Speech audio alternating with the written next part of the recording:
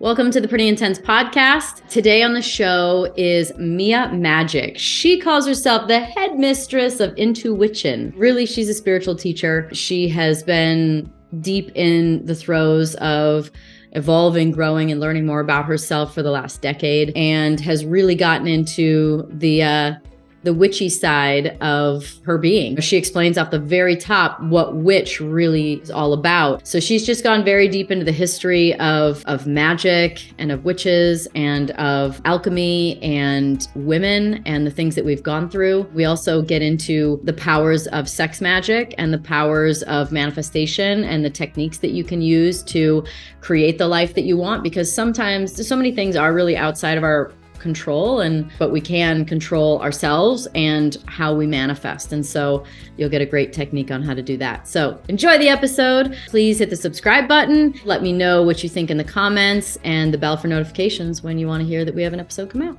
Today's Pretty Intense partner is Athletic Greens. I take AG1 by Athletic Greens literally every day. I gave AG1 a try because I wanted to nourish my gut health. I wanted to have more energy. I wanted to add more micronutrients to my body. I take it first thing in the morning before I have coffee and then before I go work out. It makes me feel so good. I'm giving my body the nutrition it craves. If a comprehensive solution is what you need from your supplement routine, then Athletic Greens is giving you a free 1-year supply of vitamin D and 5 free travel packs with your first purchase. Go to athleticgreens.com/prettyintense. That's athleticgreens.com/prettyintense. Check it out. Well, the first question, how do you travel with your hats when you're on the road? Because I know that you're in France right now, right? I'm in Italy right now. You're in Italy. But, I actually just love wearing it. I love freaking people out in business class. You know, they're like, "What the fuck is this girl doing here?" You know? Oh my God! So you wear it? Oh yeah, I can't. I mean, it folds up if it has to. You know, it'll reform. It's just made of felt. But yeah, it's like one of my kind of enjoyable things to just like wear it in the airport, and then people like, you know, the uppity people in the plane are just like, I don't understand. This girl here. Yeah. So it's fun for me. Wearing a witch's hat. It's not Halloween. No, I get that a lot. They're like, nice costume. I'm like, it's not a costume. Why do you like to shock people? You know, I actually, from my perspective, it doesn't feel like shocking them. It feels like giving them permission, you know, like I like to live in honor of my inner child, and I loved Harry Potter so much, and I see myself kind of as like the young Professor McGonagall. Even in the GPs, my work is transfiguration. And so like that's her class. It's the one word in the entire English language that could have held such deep significance to me in life's work. And so it doesn't feel like necessarily shocking them. It feels like, you know, they usually have a little giggle and they're like, oh, they don't understand. And that's okay. But I think that for me, it's really important to always just like be myself and be who I want to be. And then when people see that, maybe it'll give them permission to be slightly more of themselves, or a little bit weirder, a little bit more unusual. You know, the original origin, or the origin of the word and weird, both comes from the old German WYRD, and it meant destiny. Right? Because as we use our words, we're weaving our destinies. And when we're being weird, we're not going along with the herd or the flock, which you certainly know about, like dominating in a male industry and, you know, doing your own thing, following your own path. And so that's been a really big part of my life and my work. And it just makes me feel better. I feel better wearing it than not, you know? Yeah. I mean, I agree with you that, you know, I would much rather be called weird. I looked up, I was called weird. An ex called me weird. And I remember looking that up, and the antonym of that was conventional. And like, I couldn't imagine my life being conventional or boring. Like, I would call that boring. Well, predictable or safe. Yeah. Like it's a compliment when somebody says that I'm weird. So I resonate with like, go ahead and be weird, be yourself. Was there a point in time where you weren't so comfortable being yourself and like had a sort of epiphany or a come to Jesus moment or a breakthrough? So how many of those have you had? A lot. So they kind of come in waves, yeah, I had a really I almost lost my arm when I was 16. I was in a really bad accident. Oh. And I believe that was, when you think about kind of the Louise Hay, we can heal ourselves, but we also are sort of creating the pain and the trauma that we experience in our lives. And that's really hard for people to hear that and feel that when we've been through really horrible things, to say like you chose this or you did this to yourself. I know that a lot of people don't want to take responsibility for those things. And I totally understand when we are victims of other people's abuse, then it's really hard to say like, I did this to myself. But I believe that in some way, right, our souls have chosen these paths and these hardships in order to form us into the people that we're divinely designed and destined to be.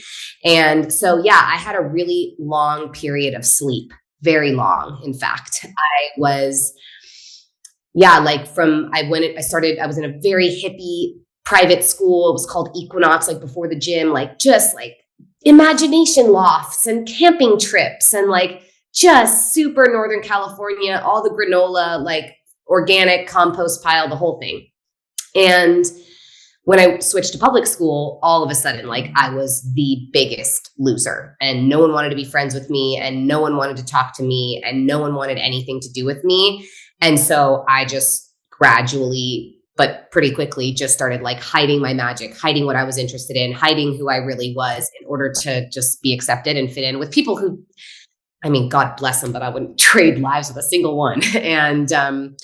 And so that lasted, from 12 years old until probably my early 20s. And then I was in my accident when I was 16, and I did have a come to Jesus moment then. I was on a lot of morphine and was not totally lucid, but I did have the awareness that I was meant to help people during that time. And of course, then I got out of the hospital and didn't have a functioning arm and was 16 years old and felt deformed and disfigured. People would do the retard thing. Oh, the girl with the arm. It was, it was a hard time to be. It's gonna be so brutal. Yeah. Disfigured. Kids are the worst. And so my come to Jesus moment that had happened in the hospital didn't last very long. And it turned into a lot of anger and frustration and confusion. Why me? Why is God punishing me? And then my biggest come to Jesus moment was after that. I was dating a really Christian guy, and he would have these conversations with God. He would go into the other room and be like, I have to talk to God for a second. And it was like he was on the phone with somebody. And I'd be like, who the fuck is he talking to?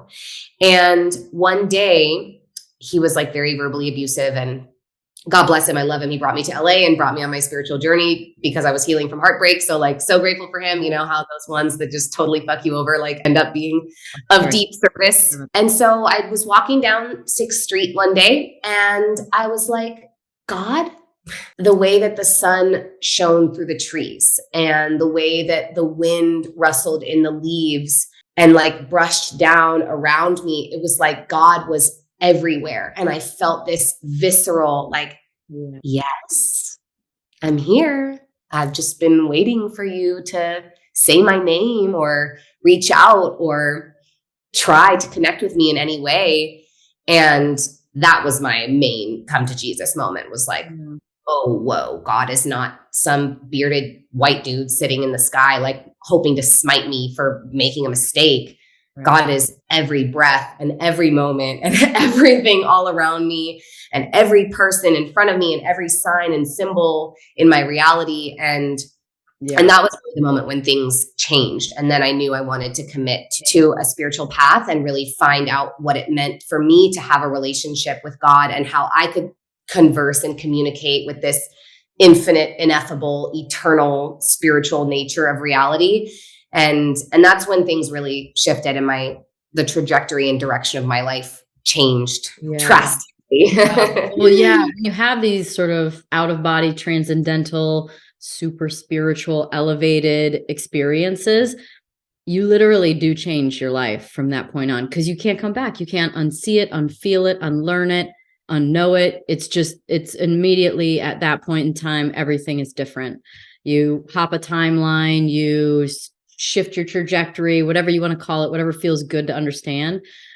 So the one thing about that though, is that usually when we have these moments, like we think it's exciting to have, everybody wants to have a spiritual moment, but they don't realize that when it changes your life, it doesn't mean that it's all just puppies and rainbows from that point on. And it also doesn't mean that everything's going to stay the same. In fact, usually it means that lots of things are going to change, like, you know, who you're dating or married to, or where you live, or your job, or your calling, or your friends. Like, so many things can change. So, like, did you have that experience? I heard you talking about the relationship that brought you there, and you were broken up with him at that point then, or were you together? We were together when I was in the like throes of like, what am I doing here? Why am I with this asshole guy? Why have I stayed so long? I've become one of those women I pity. And so, yeah, I started asking. Of course, we did end up moving to LA together. But, you know, and broke up like a month after that. But it was, it was so perfect. And it was, you know, it was deep sadness. It was agonizing pain that forced me in those moments to seek something greater. I was like, I have to find meaning in this, because otherwise, what am I doing feeling so horrible? Like, I feel awful. I'm sad. I'm depressed. I have like alienated all my friends because he was such an asshole. Like, you know, and so, yeah, I think that for me, of course, like, some people, it goes the opposite, right? Some people, they have to leave their whole lives in order to find who they truly are. And what happened for me was that, like, leaving my life is what led me to who I truly am. You know, like I became like putting on this hat and stuff, you know, things that like I would never have imagined would have made me my true self, but they did. And so for me, it was more like it was like this unraveling. I guess it's like that for everybody. You know, you unravel the stories and the pain points and the negative limiting beliefs. And I mean, certainly I'm fascinated by the fact that you're even here, like talking about timelines and trajectories. I'm like, I can't wait to hear some of the little tidbits about like how you got here. And I saw your last little clip with Kaya Ron, Jesus and Mary Magdalene, and the truth about Jesus. And I obviously was just on this Mary Magdalene pilgrimage. I mean, what an incredible journey that must have been for you to like be so bringing this out into the mainstream where like it's not safe often to talk about these things. So one, I just really honor and acknowledge your courage for that, because it's so necessary and there's not enough people in your position doing that. Thank you. And for me, yeah, it was really, I had to leave. It was like the Muggle world, you know, it was like in that Harry Potter moment where Hagrid comes and he's like, "You're a wizard, Harry." And Harry's like, "What?" And then he like taps the wand and opens Diagon Alley. And all of a sudden it's owls and magic and books that can eat you and like all this stuff. And that was like what happened for me. It was like, I wanted to see a magical world. I wanted to live a magical life. And I had to choose that. And it's the hardest choice every day. It would be so much easier to go backwards and like watch Netflix all day, but I don't want to. I totally agree. Like, I can remember in the first few years of transitioning into, you know, being more awake essentially, and just kind of seeing things as they are a little bit more, and myself as well. I can remember saying the same thing to my friend. I'm like, wait a second. I'm like, if it's mostly misery on this path of enlightenment and growth and spirituality and evolution and all of the things, like, why is it so hard? Why are we doing this? But it does get easier, right? Question is why? Then why? And I feel like there's really just such a big phase at the beginning where you really are kind of settling into a new norm, and you're recalibrating, and it's going really fast and it's opening up really fast. And then you can kind of hit a spot where you do hit these moments where you have big life lessons for sure. But like, at least everyday life gets a little bit more calm, because it's hard. It's so hard. But I do want to know how you gave yourself the name Mia Magik. Is your name Mia and that you'd added magic, or how did that happen? Yeah, my name's Mia. And I'd had an experience. I did my first spiritual medicine ceremonies. I did ayahuasca, and shortly thereafter a 5-MeO DMT ceremony that like blasted me fully into that experience of God. And basically like I was dead for an hour and 20 minutes and fully crossed over and then returned to my soul came back to my body, or like the oneness became Mia again. And you have to choose. Did you have to choose to come back?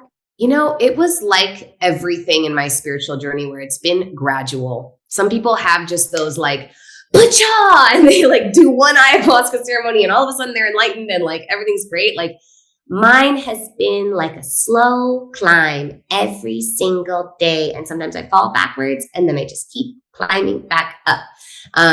So no, it was, what I remember is returning from the eternal all and breathing as the universe. So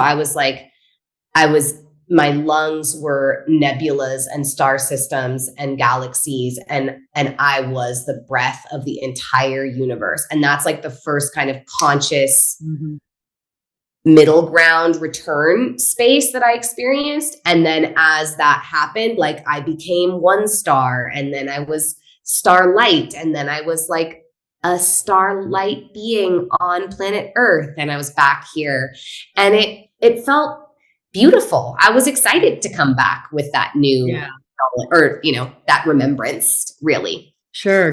I was just asking because in one of my experiences, and I've only really done essentially 3 ceremonies, but 2 really.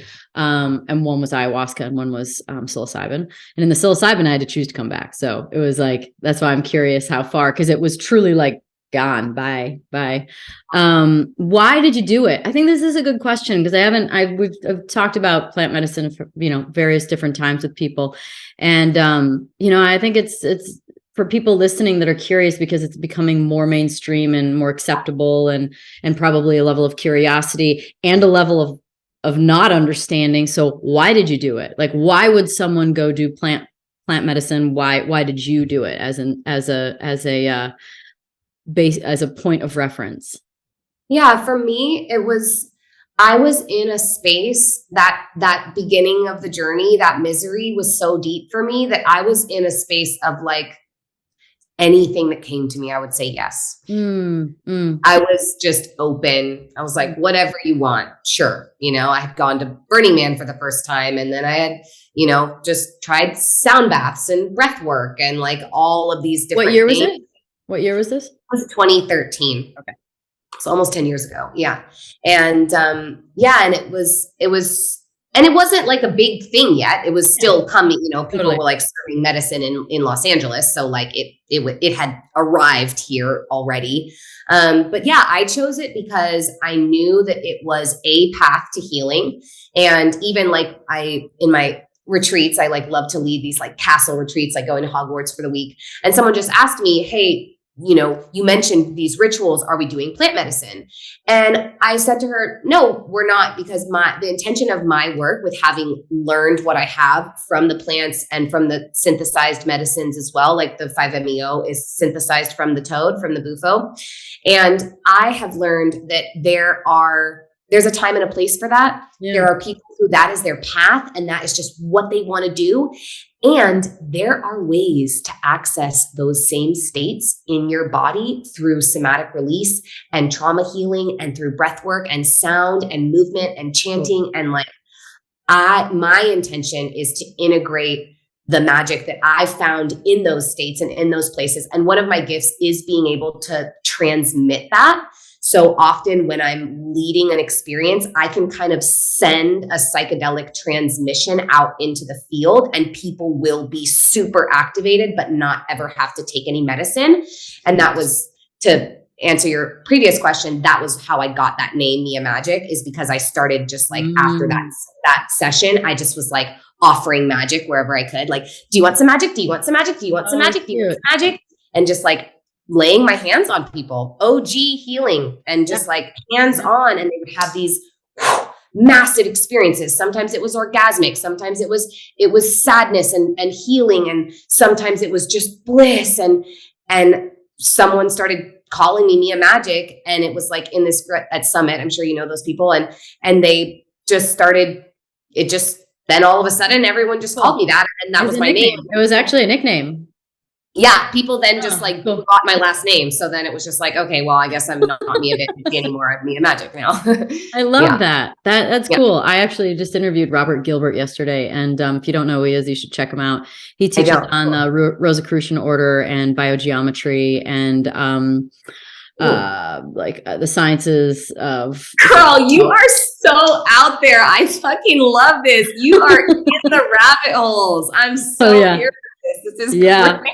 Here we are. There's a reason why we're talking, because we're both into all this stuff and curious. And, I mean, I was probably most drawn in by your sex magic talk, which we're going to get to.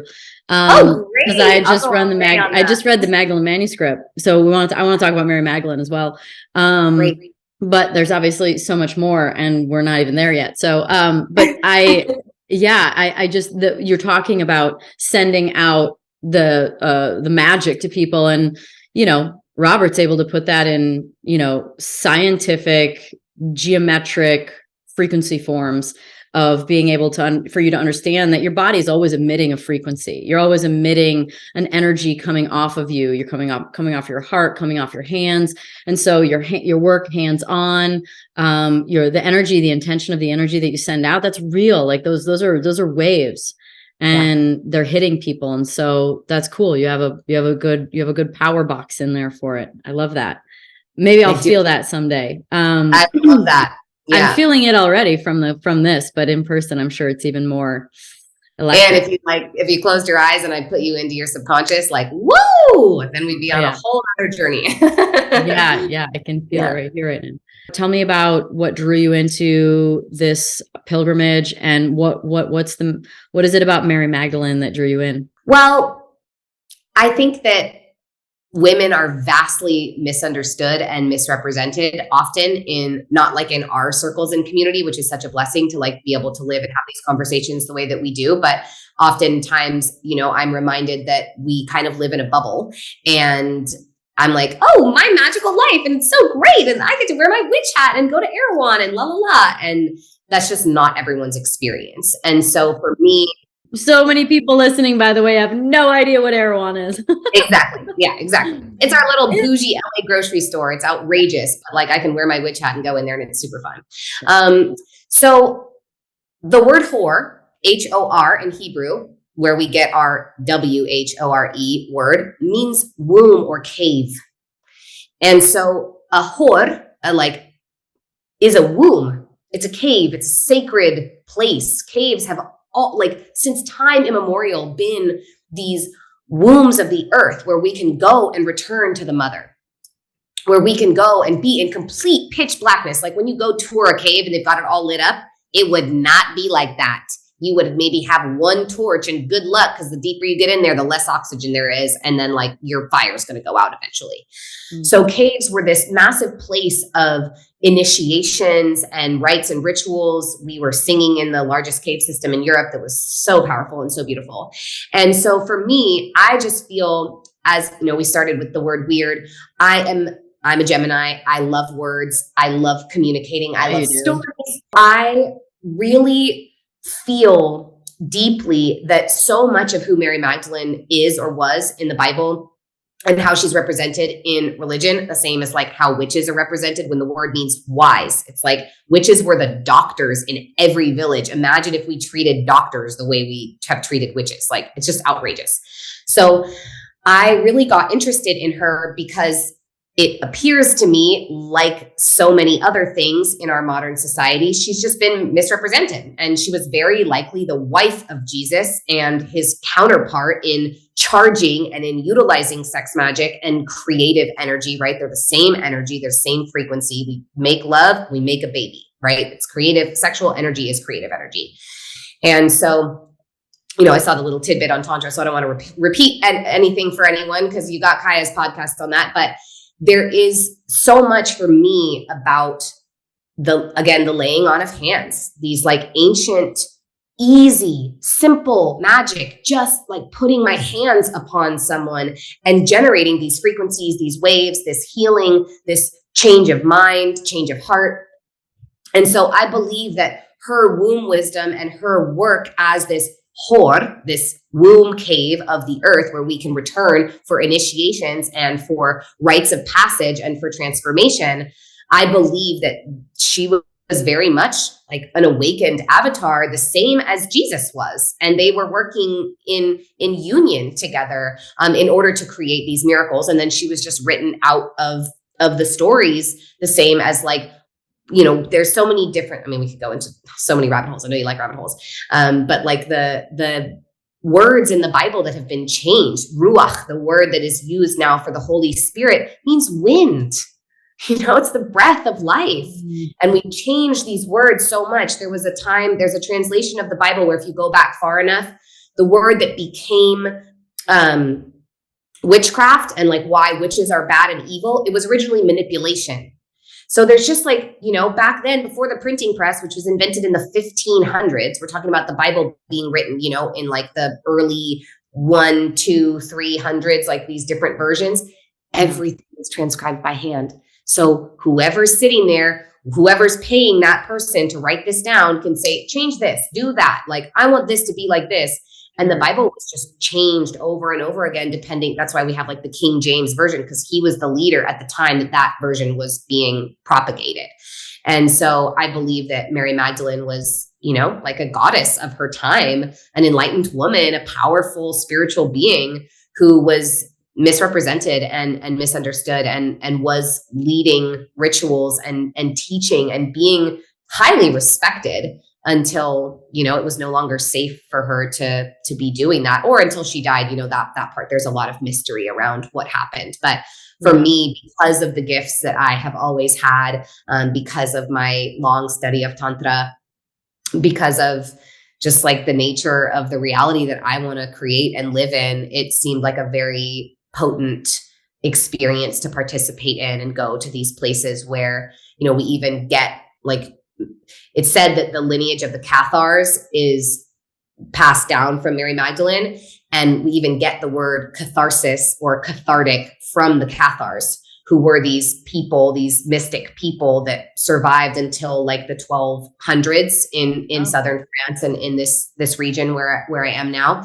And so, it feels to me like there's always just so much lost wisdom. And that's what obviously you're doing too, like in such a big, beautiful way. And what we're all, those of us who are on this path of sharing, are really here to just help first remember within ourselves and go through those agonizing moments and those miserable times and those shitty fucking days where you're just like, I can't do this anymore. Like, I don't know what's happening. Help me. And persevering and pushing through and knowing that people like Mary Magdalene, people like Jesus, they dealt with a lot of horrible shit to hold those transmissions for people like us to remember and then, send out and transmit into the world. So it just felt like a really important piece of the puzzle for me as well. And really, because I do also notice for me, like something I've never shared on a podcast before, but I really do notice my witch wound, which we can talk more about. Everyone has. It's like a result of magical people and people in their power being burned and wiped out from the planet, all indigenous cultures and civilizations throughout colonization and history. But a lot of that shows up for me in my partnership. And I feel afraid sometimes to like show him the depth of my magic. And like, he's the person that's closest to me and he's there with me all the time. And, just like little things, a wrong facial expression, one small sentence that he'll say, or that he said at the beginning of our relationship, like these things that will just stick in my mind and create this massive fear of like showing up holy, safe. As like the queen and the priestess. Yeah. And so that was another big piece of it for me, was like, I can't live in this illusion anymore. Like, I am a Magdalene. I am a holy hor, like a womb cave of the earth designed for, transformation and rebirth. And the most important place for me to bring that is into my life with my king, so that like that ripple that I'm sending out into the world is pristine. and it's pure and it's in full integrity. So that was really the deeper reason for me going. One of the things that Kaya talked about was I shared the story about reading the Isis initiation and how cold I was that night. And she was like, well, that's just your body remembering and processing, lifetimes of being murdered for your magic. There are so many of us that share and feeling like there's more, and that there was that we have this power and it's just been suppressed and not encouraged or cultivated. This is the time to bring the magic back. So thank you.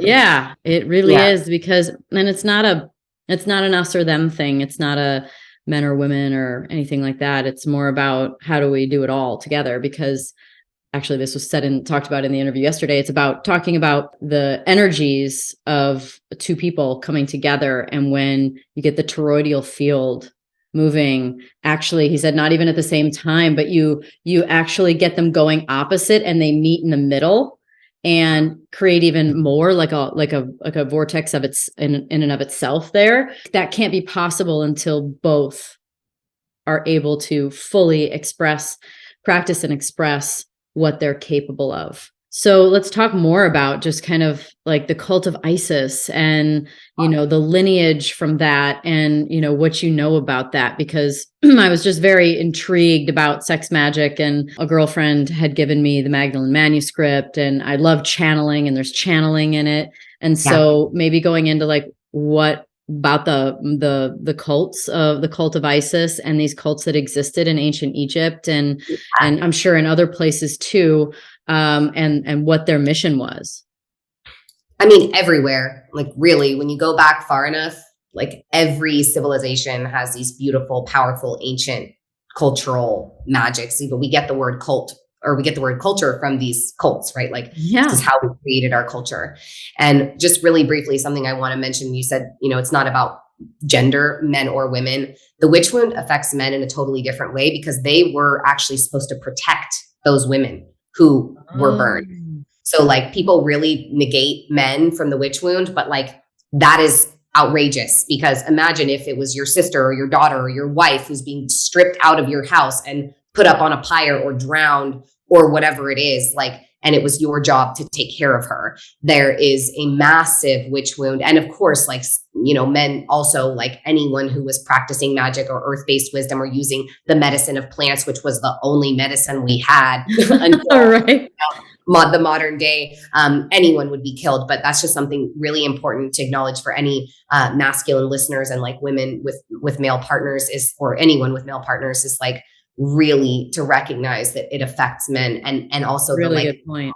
You can't, no crying, no feeling, like all of that. It's just been programmed into us all differently. Oh, thank you. So with the cults of Isis, I love so deeply just the magic of utilizing energy as technology. Right. And that's what Tantra really is like energetic alchemy, this elemental union of like breath and sound and movement through the body, and the sweet waters and the sweat and the tears and like all of the elements that make up our bodies, and wielding them for our desires, for our healing. And so from my understanding, when I went to Egypt, and I know you've been on a pilgrimage, I saw you went with some of my sisters a few years ago. I personally, everything that's like called a sarcophagus, I'm like, oh, this is a burial chamber. I'm like, that is fucking ridiculous. Like, those are not burial chambers. There's nobody being buried in there, but there's a lot of magical sound frequency technology in there. And there's a lot of really cool, perfectly, little whispering moments. And so it feels to me, and also, when you go there and you learn about how much bigger the Nile was during that time. Oh yeah, it went right up to the temples.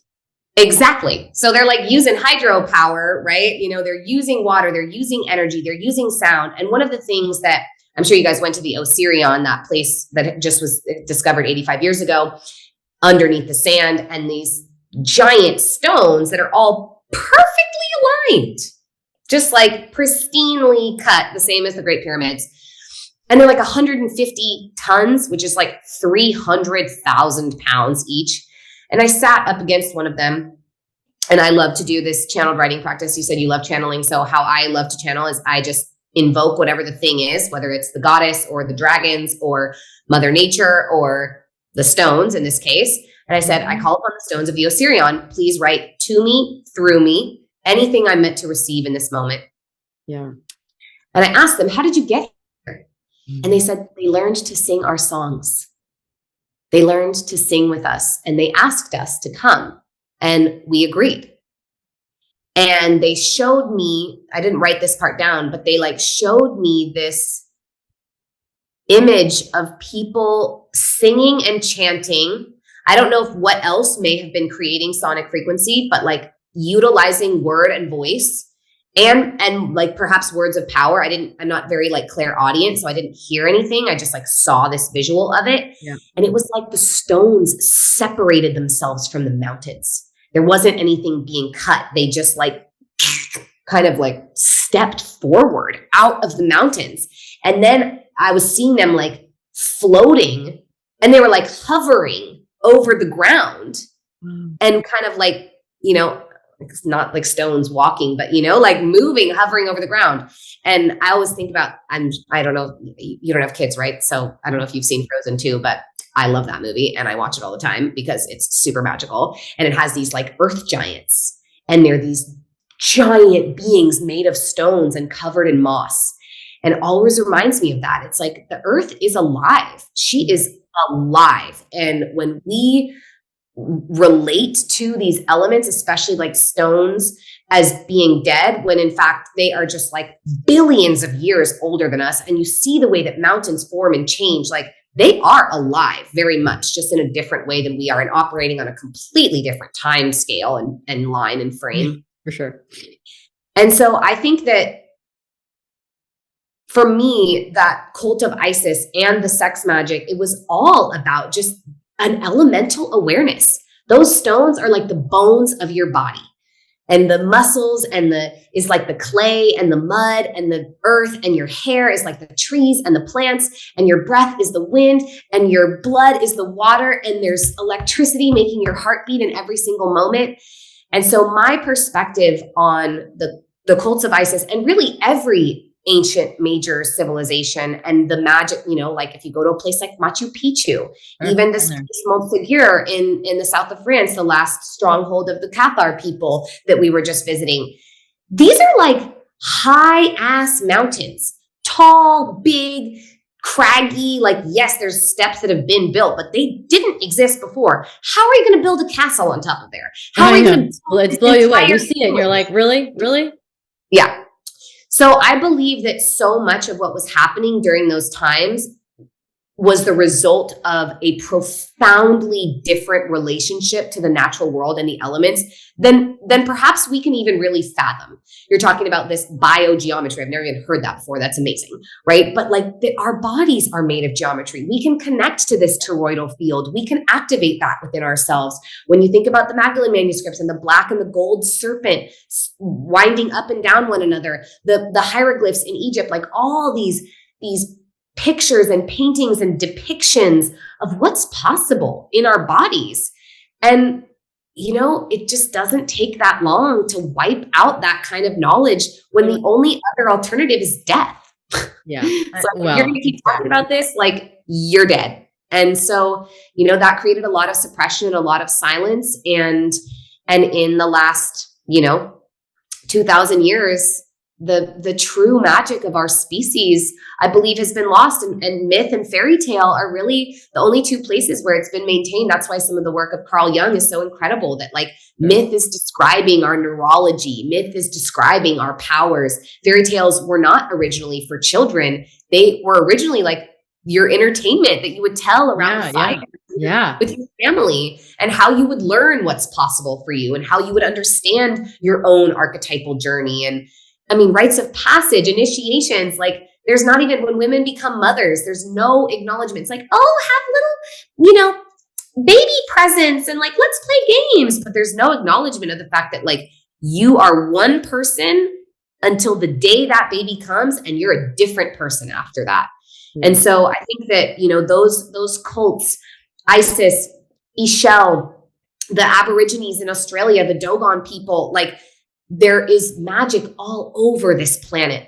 And I just think that it's been systematically erased so that we are more easily mentally enslaved, Totally.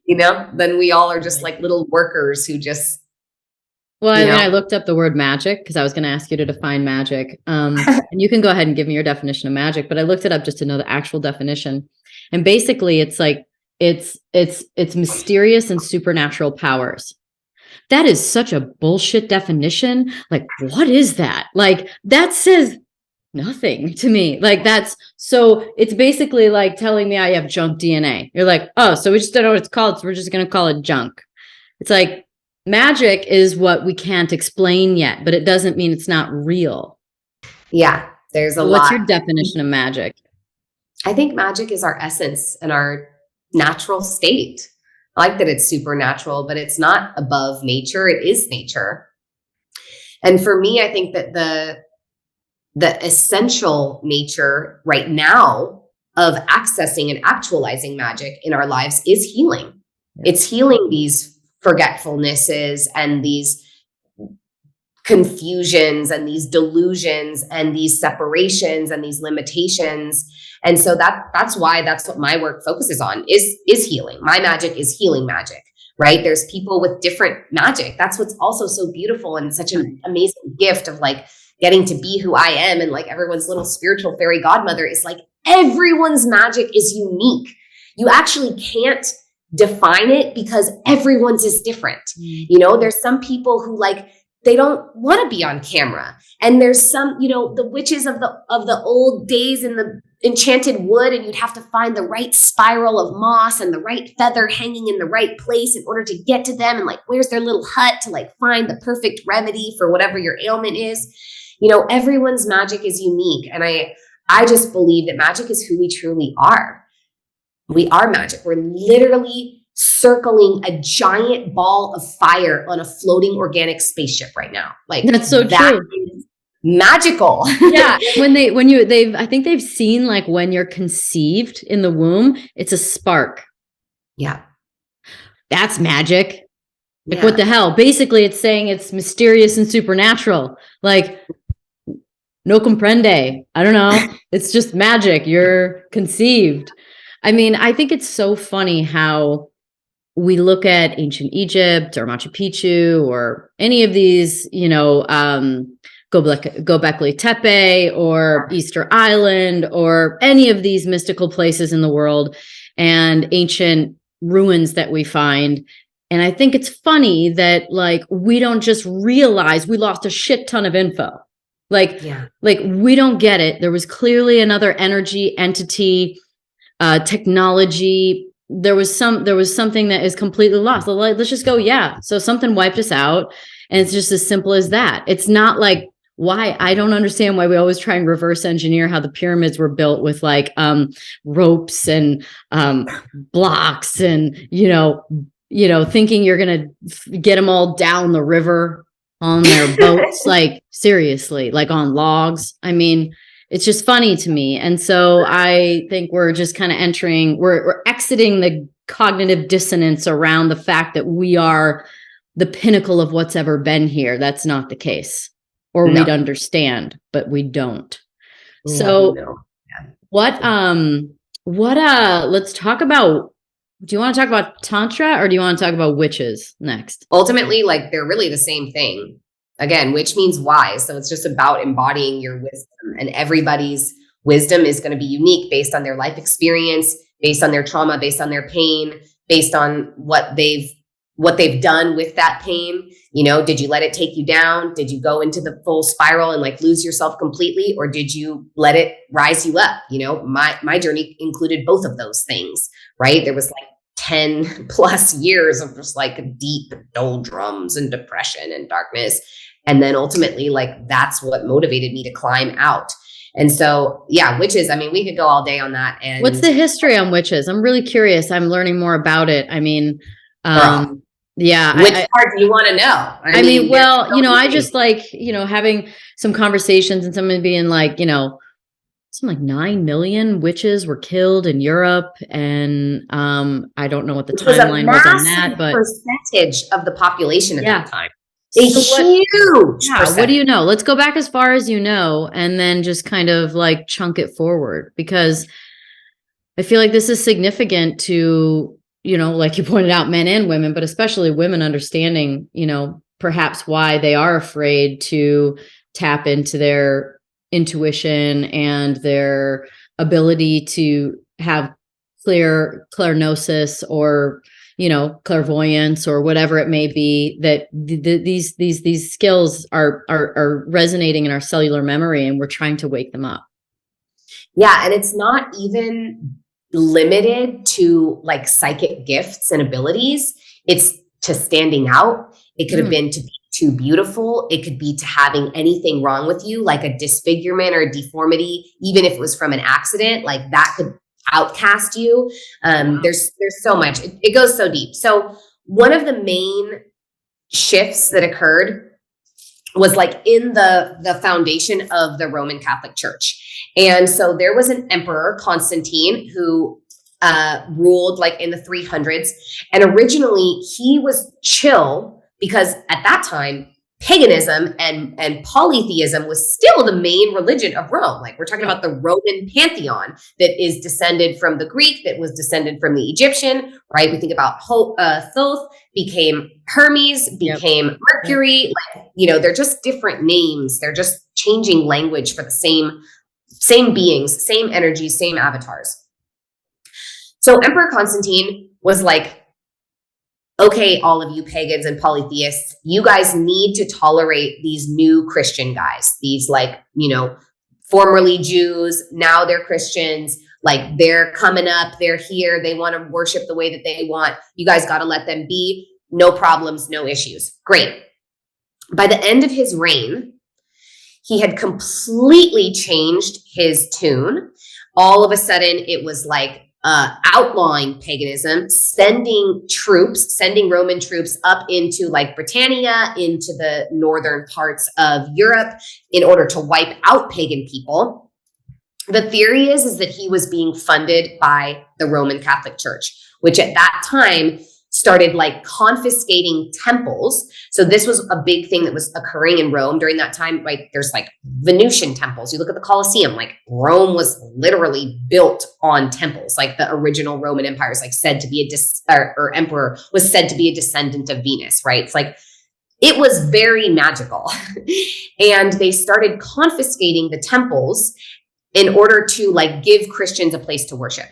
Fine, great. Like everybody deserves to worship. Okay. But then they started like taking the resources and confiscating lands and just like basically stealing from pagan and polytheistic people and then giving that money to the Roman Catholic Church and the Vatican. They gained like sort of political prowess by like the 6th century. And then by the 15th century, they were given absolute rule. And then the Roman Catholic Church ruled Rome.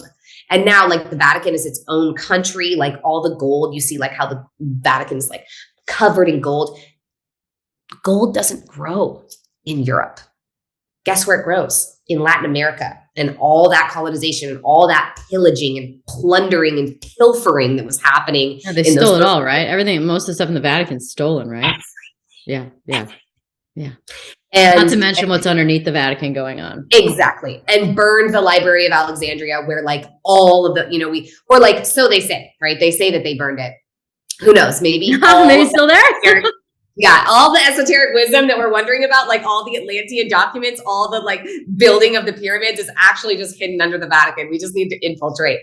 Let's go. But it's a long period of history. And the problem is that, I love that like William Wallace quote from Braveheart, Mel Gibson, like classic, where he's like, history is often written by those who have hanged heroes. We don't know the truth entirely because the people who wrote the books and have kept the only records that we have are the ones who were like doing the damage. What was really going on, I believe, and when you look back into those times, is like polytheistic people or anyone who had an earth-based religion was relating into like spirits of place. Genius loci is like a Roman term, that the spirits of place exist, that every plant, every animal has a message, has symbolism, has information for you. This is what my entire book is about. It's like it's one of the universal laws. It's the law of correspondence. As above, so below, as within, so without. And so when you are the kind of person that not only knows how to work with the medicine, which means understanding how to use the plants in order to heal yourself, you understand the cycles of the moon, so you know how to grow your food, you understand like energy, so you know how to relate and interact with people. You don't really need anyone. You're pretty sovereign. You can just kind of like live your life, do your thing, have your rituals, and like. You mean you don't need the hospital, you don't need governments, you don't need all the different things that they interject into our life to, you know, establishments of control and propaganda and fear, helplessness. Girl, I love you. Stop. Oh my gosh. Right. We're just, you know, I boil frogs in this show. Do you know the expression of boiling frogs? I don't, but I like it. It's if you throw a frog into a pot of boiling water. I'm telling my secret on the show itself, but then they jump out. But if you turn the heat up slowly, you can boil them. They won't jump out. So on this show, we just like to slowly turn the heat up little by little. And oddly enough, it's getting more popular. So let's just keep turning the heat up a little bit. I love that, girl. Bless you, sis. Like yeah, I just am like, so grateful that you're being so brave, because this is like one part of the greater sort of industry and world that you're part of that I have a really hard time with, like that nobody's speaking out. Everyone just like, oh, I don't want to not get that job, and I don't want to not get the like, and then, you know, people get slammed and canceled for speaking the truth. It's just so crazy. So anyways, hallelujah, bless you. Women like you being who they're being. And I digress now. Back to witches being murdered. Right.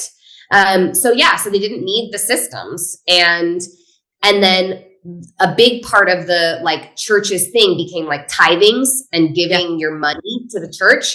And like you owe the church, you know, for whatever the fuck. And so then when the church became the governing body and the church is the one taxing people, and then you have to give your tithings, it's really just a money game. And when you look at the like powers that be in the world, they're like the top of the three major religions of Islam, of Christianity, and of Judaism. And like those three major religions were doing the same thing. Like everybody's been doing the same thing, like getting people to give them money and like, you know, suppress and, oh, it's this one God. It's only this one God. No, it's that all is one with God. Everything. All exactly. Like everything is God. God is everything. God is this moment. God is the invisible connection that's making this computer work. Like God is every breath and every element and everything. And so when you know that, you're dangerous because you can't be controlled. And again, like we were briefly mentioning earlier, the only alternative was death. So like you got pretty quiet pretty quickly.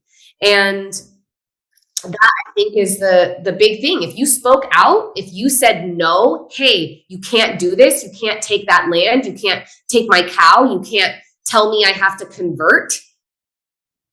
Well, I had a super cool past life regression that I did up in Sedona. I was with Kaya, actually. We went up for a few days last fall. And in this regression, I was basically like a Native American in some way. And I was coming through sort of like maybe Nevada, Arizona, and I was heading to LA.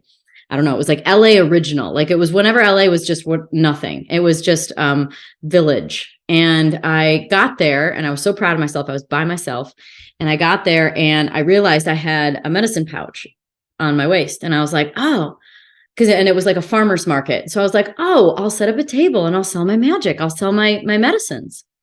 And so I sat there and nobody wanted anything. So then I was like, And then it became where I did medicine circles at night with women. And it wasn't that men couldn't come. It was just that men didn't want to come. So it ended up being women. And so that went on for like 10 years. And then the men just weren't okay with it anymore. And they were like, basically it was either leave or keep doing your medicine and we'll kill you, or stay and stop doing your medicine. And I decided to stay and stop doing my medicine. And then the regression was like blank from that point out. It was like it faded to gray. I couldn't remember what happened for 30 years. And then I just died at like 70. And the moral of the story was you can either die for doing your magic, or you can die anyway from not doing your magic, because you're dead if you're not doing your magic. Oh, yeah. Right. And that's how most people are living right now. You know, that's how most people live their lives. That's why, like, it goes back to that very first question you asked me about my hat and why do you like to shock people? Like, I want to shock people out of the fucking nightmare that they're living in. Because that to me is what like muggle normal reality is. It's my nightmare. And I can't live like that. So that's such a beautiful memory to have. And obviously, you know, part of the motivation for why you're doing this and being who you're being. Because like it is hard. It's the hardest thing you'll ever do, pursuing your magic. It is so painful and agonizing, but it is the most worth it quest of all time. And, you know, even like the word you said, like propaganda, like that word comes from the Roman Catholic Church, propagare, to like propagate the faith. You know, that word was originated by the church. And so, you know, we just have forgotten that we've been programmed with the only option for survival being like, leave your magic behind, keep it secret, don't show it. Don't stand tall. Don't be big. Don't be powerful. Don't be beautiful. Don't be, you know, a fucking female warrior. Don't be anything other than like small. And even the word humility has been bastardized by the church, like so many words. Like the word vagina means sheath for a sword. Like, I'm sorry, but this magical pussy palace pleasure portal is not for weapons. Like, this is for wands only, you know? And the word humility in Latin, humus, is not a chickpea paste. It's the black gold of the forest floor. It's that rich, deep soil that is a result of everything that's fallen away, all the old fruit, everything that's rotted, everything that's died, everything that's just that the tree has let go of, decomposing and alchemizing and becoming that which fuels the future. And it's changed to be like, oh, be small and humble yourself to God. Like, I am God.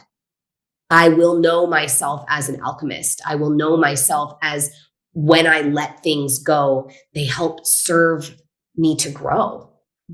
Right. So, and look to the inside for the answers, because when we don't do that, we lose our footing. We lose our way. We are manipulated. We are confused.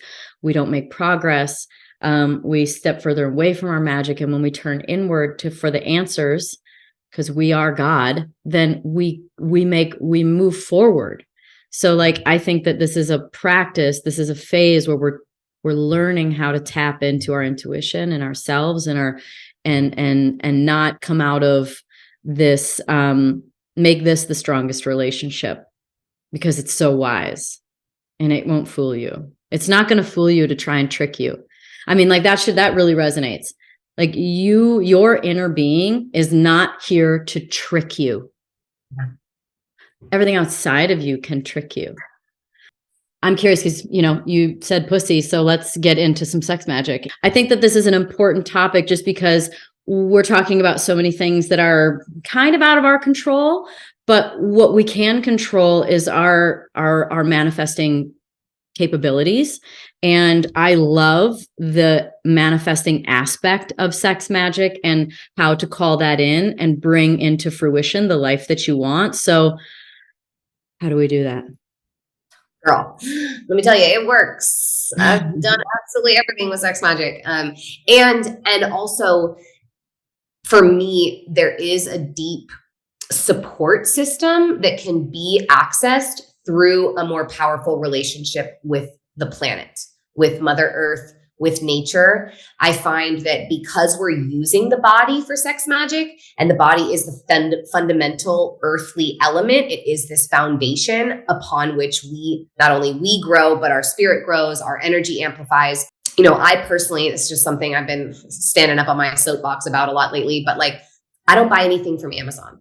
I buy everything secondhand as much as I possibly can. I know it takes me 12 times as long to decorate a new house from antiques as it does from like just buying everything easily. But I just have this profound commitment and devotion to the planet that serves me so deeply and so beautifully. And because our body is a reflection of her body and vice versa, when we are in right relationship with the planet, when we know we can go out into nature and like feel the energy of the mother we all share and the mother who holds us all, there is a greater support that then is alive inside of your body. So sex magic is literally just utilizing your sexual energy for magic, whether that's accessing your supernatural gifts or healing or amplifying your personal power or creating a dream, actualizing a vision.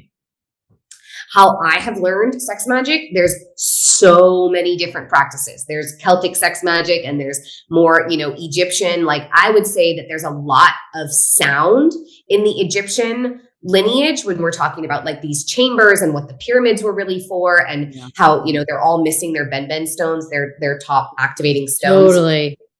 So like they're not really turned on. So we're not like feeling the same vibrational resonance even when we go into them now. And also like, modern Egypt is so like the apocalypse, like golden age society that has fallen, which is so heartbreaking. But I think that again, like finding the path, like I like to call it your IntuWitchin. That's the name of my book as well. And your intuition, your inner wisdom, your inner guidance system is always going to guide you to whatever the thing is that's right for you. So my personal practice that I have learned from my tantric lineage is about using breath, sound, and movement through the chakra system. So you start at the root and it's red and it's primal and it's the earth element. So it's like the animal nature of who you are. And then it's into the womb or the sacral chakra. This is watery. It can be associated with orange or like, you really like do whatever you want, right?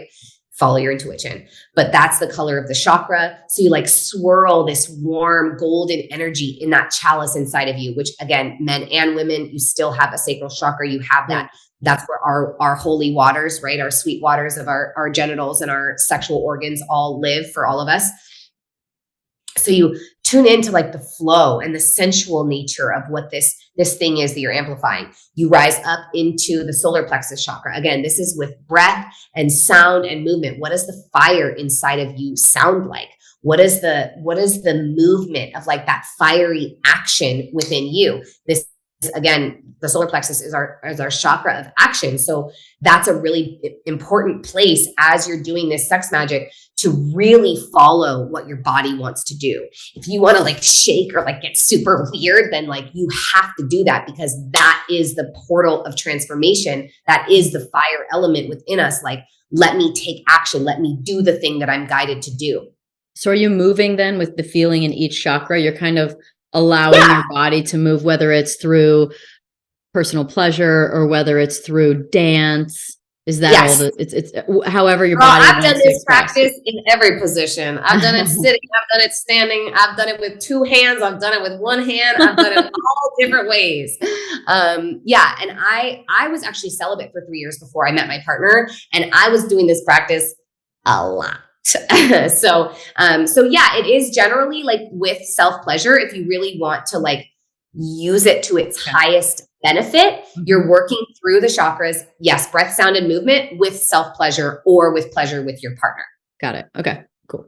So then you're rising up. Your heart is breath. It's green. It's like gratitude. It's expansion. You're breathing into your heart. And again, like you can be in any position. You can be laying down and the dance can take you over, or like you want to just be adding more breath, whatever it is. Like it's such a unique individual practice.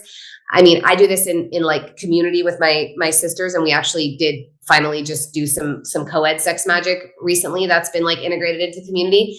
And like, I've seen people do all kinds of things doing this practice. Like, you can do it from any position, any props you want to use. I've seen fruit be used in really beautiful ways. Like, you just make it your own. Yep. And then you're in the heart chakra. It's green. It's breath. Again, it's the expansive nature of love. Like, what does it feel like to have this thing, or to be in this place, or whatever it is that you're amplifying and manifesting? Like, what's the love that you feel for it? Then you go up into the throat chakra, and it's blue and it's free. And like, this is a great place to like, especially for people like when I lead sex magic in my retreats, anyone who like hasn't made a sound yet, you can just feel like then, like all the sounds emerge finally, like at the throat.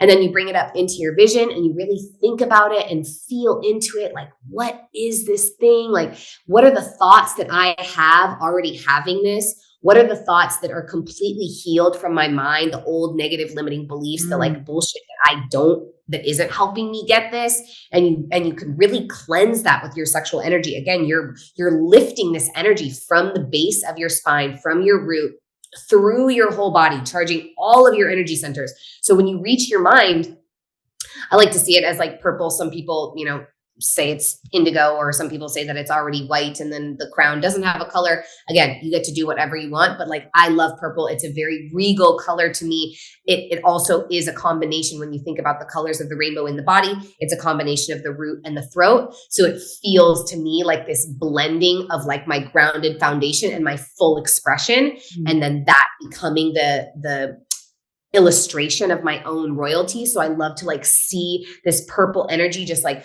cleansing through my brain and like washing all of my thoughts.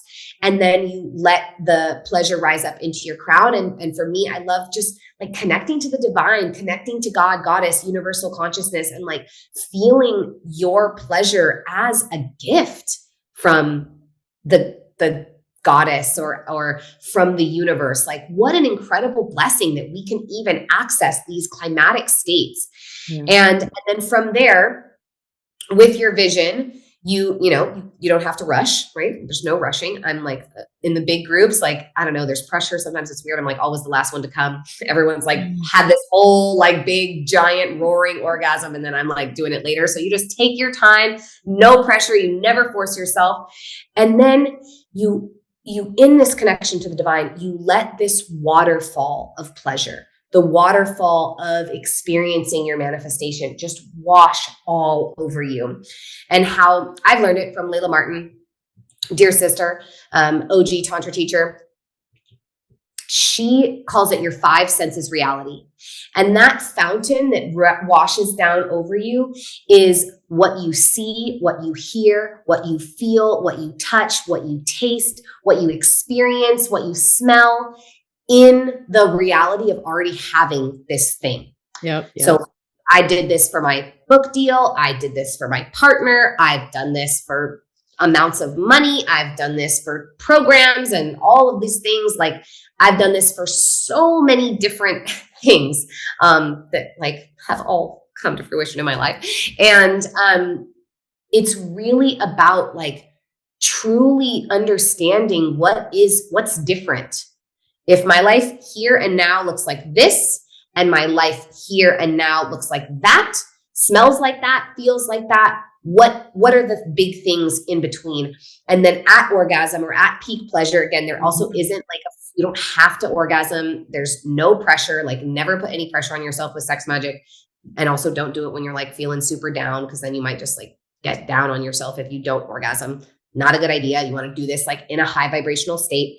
And that fountain is your 5 senses reality. It's like the most empowered version of your imagination that you can possibly use. And you just let that wash over you and cascade down upon you and bask in that immersive vision and scene as long as you possibly can.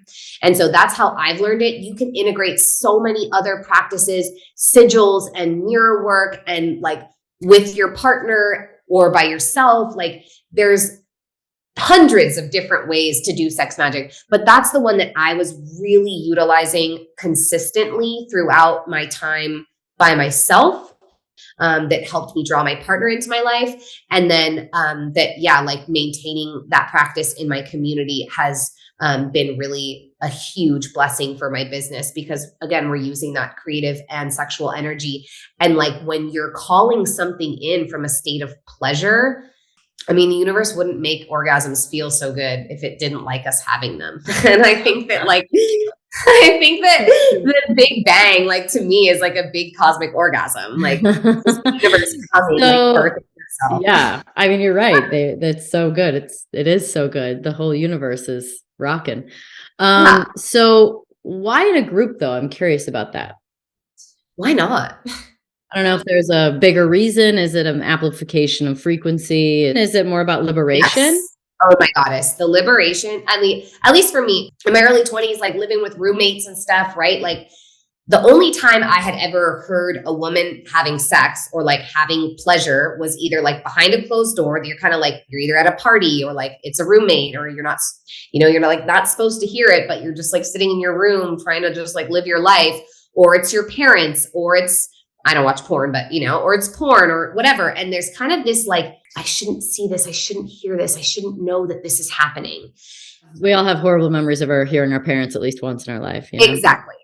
I walked in on mine. The first time I ever did that practice with sisters in a circle, it was so profoundly healing to let it be acceptable to be heard and to hear someone else.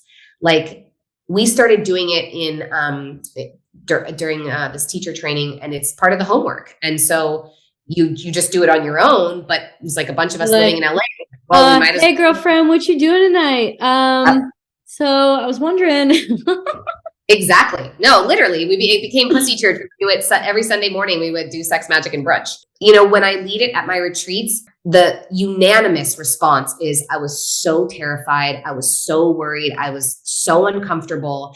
And then at the end, it just felt like the most natural thing ever. It just felt so right to support another woman's pleasure, to be there, to like amplify it. One of my other friends was like trying to get a book deal, and we all did sex magic, and she told us her 5 senses reality, and then we all did sex magic to it for her, with that intention. It's about amplification, certainly, but it's more about just healing the stigmas and letting it be acceptable. Did you do Dr. Bronner's car wash at Burning Man?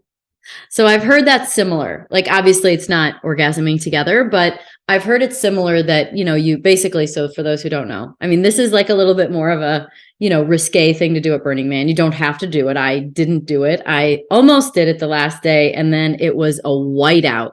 And I was like, I'm not going to go like shower and then be covered in dust.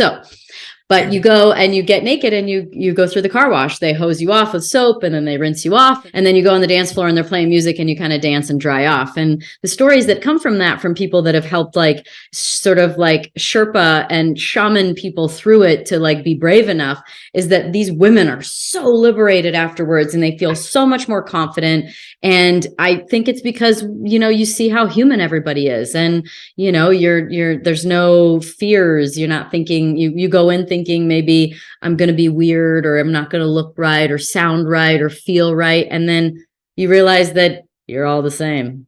Are there any other sort of ancient rituals or practices that you would like to sort of call to attention that you think people should be practicing right now? Ooh, hallelujah. I'm so glad you asked me that, because I just was so blessed. This is not something I would have normally dropped into this conversation, but I'm really glad that you asked, because I actually just had the incredible blessing of participating in a bison harvesting ceremony. And I was vegetarian for like 10 plus years. And due to like the nature of the food system, my gut just needed a change in diet. And that was really hard for me. I did not want to start eating meat. I saw like 4 different naturopaths and holistic nutritionists and fucking regenerative medicine doctors and all the people. And they all told me the same thing. You need to eat red meat. And I was like, but I love cows. Like, I don't want to do that. Well, either they die or you die. So. Right. Yeah. And there's a right way and 100%. There's a wrong way. The same as like what is happening in our modern world. So I grew up in a hunting family. I'm from Northern California. Again, like my dad would always go out and hunt and had like very spiritual experiences with the dogs. You know, they like all sit there completely silently and the duck goes down and only one dog's name is said and only that dog goes out. Like, you know, it's a whole process for them. But in this experience of harvesting the bison, I didn't want to be the kind of person that just eats meat, buys it in a plastic package at the grocery store, and just is like on my merry way, not thinking about it, not acknowledging the animal who gave its life, not caring about the system that is, you know, the same as the government and the fear and all the bullshit, all the propaganda, like that's killing that animal. I did not want to participate in that. So this was just one of the most beautiful primal experiences I've ever had. I have so many ancient rituals, but this I feel like is what's coming through. So we got there and he was alive. This bison was kicking up his heels and he was alive and snorting and you know, hooving the ground and he was released and he was running through the fields and he ran back to see his herd. He like knew something was up. And he was just running and running around, and they took him down with one shot with a long range rifle, which was such a blessing. And then we all gathered around him, and there were some Lakota brothers and sisters there who had sang and drummed and said the special prayers. You know, they have specific prayers for the bison that they've used for millennia, thousands and thousands of years. And so they sang and drummed and prayed. And we circled around this beautiful being and I got to like touch his still wet nose and like stroke his forehead the way that I would have if he was alive. Because I love cows so much. I know that buffalo are different, but like big sacred cows, you know. And we all just circled around him and put our hands on him and thanked him and prayed to him and blessed him so deeply. And then we watched his hide come off and then like his organs came out and we like ate the raw heart, like passed the heart around and like took a bite of the heart. We actually ate like a bite of all the organs, not all, but like liver, kidney, testicles, like really like utilizing the whole animal. And then everyone who participated in the ceremony received like 50 pounds of bison meat after that. And it was just so moving. I was weeping the entire day because part of me just didn't want him to die. Like I would just rather. I'm like teared up. Like I don't cry for many things, but animals, I will. Yeah. And he was so beautiful, like just running around, living his life on these gorgeous plains in southern Wyoming, like as buffalo have done since the beginning of their species. And I didn't want him to die. I would have rather he stayed alive, but for him to die in the way that he did and for us to be able to honor him in the way that we did and then to be able to like receive that nourishment and know that that meat that was sung over and prayed over and that died instantly and quickly and that lived his life as he was meant to, and that meat is going to nourish my body and help me heal myself. Yeah. Like what an energy transfer. And that was, speaking of ancient rituals, you know, we have lost that. And so I think that any person who's going to eat meat needs to participate in something like that, needs to see the impact and take partial responsibility. You know, I didn't take the shot, but I was standing right beside him while he was alive and then right beside him as he had died. And it will change your perspective. I actually haven't eaten any meat since that day yet. It was the day before I left on my Magdalene pilgrimage. But I know that when meat I'm like obviously so particular about my sourcing, but I know that when it does cross my path again, that my relationship to it will be entirely different. And when I did eat cow for the first time after my years of vegetarianism. My poor friend was with me and our burgers were like so cold. We're like in Scotland and I asked like, where does this come from? And he said, oh, see that hill, those cows right there. And I said, where's the butcher? And he's like, he lives right down there. You see that house with the blue roof? That's his house. Like, okay, great. A good first burger. Yeah. And then I imagined, luckily, like the UK's got some great systems still going on, but some of it. But I imagined the cow, and I imagine every time I go to the UK, I sing to the cows and they always come. They just like come flocking to me. It's this like full Disney princess moment that I always have. And so I just imagined that. And I just imagined singing to them and them walking over to me. And I imagined touching their soft little faces and their little wet noses, how I just love them so much. And they like have their big tongues and they try to lick you. And I brought myself again into that five senses reality of that experience with that level of reverence and love for that animal. And then I ate that burger. And God is blessed. That was the best burger I ever had in my whole life. I tell you what, it was magnificent. And so I think that that's, there's so many rituals to charge our light bodies and amplify our toroidal fields with our partners and do sex magic and manifest what we desire. And some of the most important rituals right now are the rituals of reclamation, of remembering our ancient ways. Like the original tagline of my business was like bringing the ancient way to the modern day. And what does that look like so that we can reharmonize with this planet and like those things that are out of balance and these systems that we have in place that are harming us and that are, just raping and pillaging the earth. Like, how can we create more balance within our personal lives and our communities and our friendships and then like allow this way of life to ripple out into the world and ultimately change it. It's that Margaret Mead quote, right? Like, never doubt that a small group of committed citizens can change the world. In fact, it is the only thing that ever has. Yeah. And so we feel like we are the change. We're the change. That's right. That's right. I mean, and all we can do is inspire each person to do it for themselves. It's like whenever somebody makes a lot of progress and they're grateful and they're like, thank you for something. I'm like, you did it. Like, maybe you were inspired, but man, I can't do it for you. So that's all we're trying to do. That's all I'm trying to do is just inspire people to be able to look within to go, how can I be in integrity in more aspects of my life? And how can I be in resonance with my truth and with the truth? Thank you so much for sharing. Those are amazing techniques and vulnerable stories and really, really strong, powerful stories that need to be told and will definitely inspire people. So thank you for your magic today and enjoy the rest of your trip in Europe. Thank you, sis. I will. Thanks everybody for listening to the Pretty Intense podcast today. I hope you enjoyed it. If you like what you heard today and you want to hear more, please click on the subscribe button.